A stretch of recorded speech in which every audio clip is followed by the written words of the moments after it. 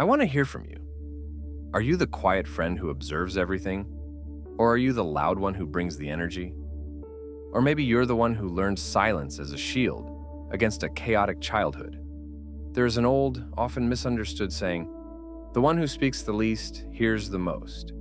We live in a culture that rewards volume. We equate leadership with dominance and dominance with noise.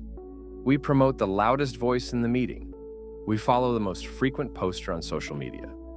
We instinctively assume that intelligence is demonstrated by how quickly you can respond, how often you interrupt, and how much you can say. Consequently, we have conditioned ourselves to mistake silence for weakness. We look at the quiet person in the room and assume they are shy, slow, submissive, or disengaged. We assume that because they aren't broadcasting their thoughts on a loudspeaker, they must not have any thoughts at all. We treat silence as an empty space that needs to be filled. But psychology tells us something very different, and frankly, something much more intimidating. Often, the person in the room who is saying absolutely nothing is actually the one controlling the room.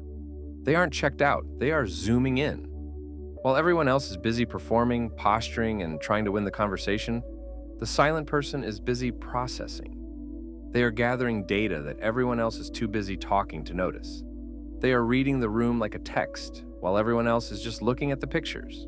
If you are the type of person who stays silent, or if you have a friend, partner, or coworker who does, you need to understand what is actually happening beneath that calm surface. Today, we are diving deep into the psychology of chronic silence. We're going to uncover why silence is often a sign of high executive functioning, a deeply ingrained trauma response known as the freeze, or a tactical superpower that most people completely overlook until it's too late. First, let's dismantle the biggest misconception about quiet people. Silence is rarely about shyness. Shyness is an anxiety disorder rooted in fear, specifically the fear of social judgment, rejection, or awkwardness. Shyness is wanting to speak, but feeling like your throat is closed by an invisible hand. True silence, however, is often a preference for processing. It is a choice, not a limitation. Psychologists refer to this trait as a high need for cognition. This is a personality variable reflecting the extent to which individuals are inclined towards effortful cognitive activities. While extroverts often process their thoughts by speaking, literally building their ideas in real-time conversation and thinking out loud to find their point, the silent type processes thoughts before speaking. They have a strict internal filter.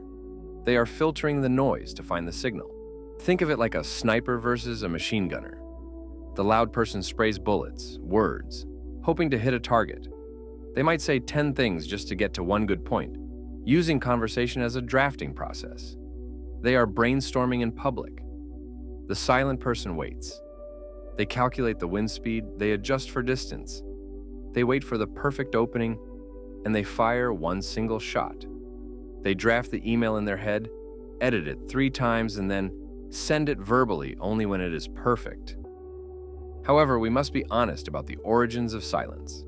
It isn't always a power move or a sign of superior observation. Sometimes it is a shield forged in fire. For many, chronic silence is a result of conditioning. In psychology, there is a concept called hypervigilance. For people who grew up in volatile, chaotic, or abusive households, silence was not a personality quirk. It was a survival mechanism. In those environments, attracting attention was dangerous. If you didn't speak, you couldn't say the wrong thing. You couldn't accidentally trigger an explosion of anger from a parent or partner. For these individuals, silence is safety. They have learned through painful repetition that being invisible is better than being seen. This is often referred to as the gray rock method in psychology, becoming as uninteresting and unresponsive as a rock to avoid attracting the attention of a toxic person. They learn that if they offer nothing, nothing can be taken from them. This is where the fawn response comes in, or more specifically, the functional freeze response. If you notice someone who goes completely silent during a conflict or a stressful situation, they aren't giving you the silent treatment to be manipulative or mean. Their nervous system has likely slammed the brakes. They have entered a state of high alert where their brain has decided that the safest action is no action. Physiologically, this is a high energy state. Their heart rate might be sky high, their cortisol is pumping, but their exterior is stone still. It's like pressing the gas and the brake at the same time. They aren't ignoring you, they are internally frozen, scanning for threats, waiting for the storm to pass. This silence is loud with anxiety. It is the sound of someone walking on eggshells, trying desperately not to break one. Over time, this becomes a default setting. Even in safe environments, the brain struggles to turn off the danger signal.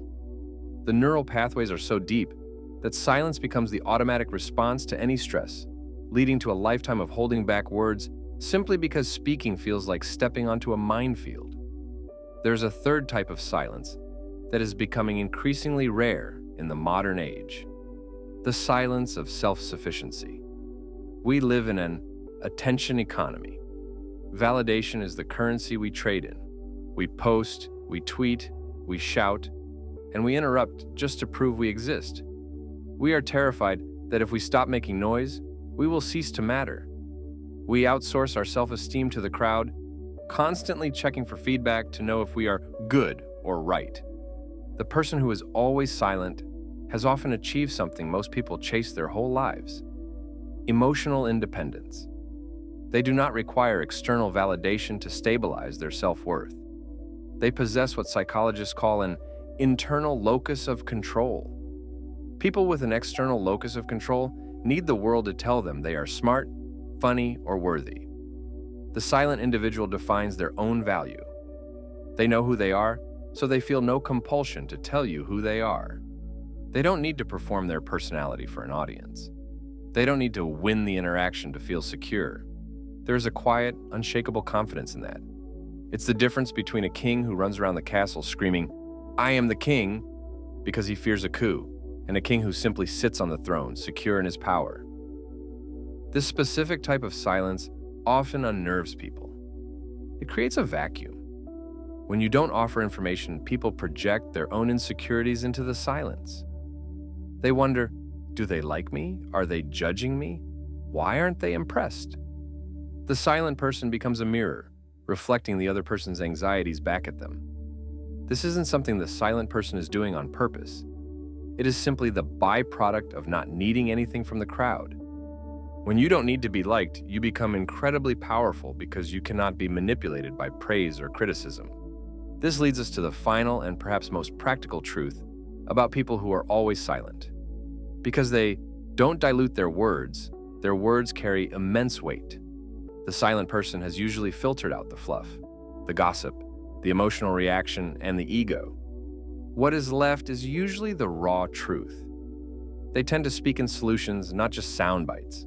In negotiation and leadership, this is a known tactic called the power of the pause. The person who speaks first often loses leverage. The person who fills the silence reveals their hand. The silent negotiator gathers all the information before revealing their position. They let the other person talk themselves into a corner. So, if you are the quiet one, realize that your silence is not an empty space. It is a reservoir of potential energy. You're holding the cards while everyone else is showing theirs.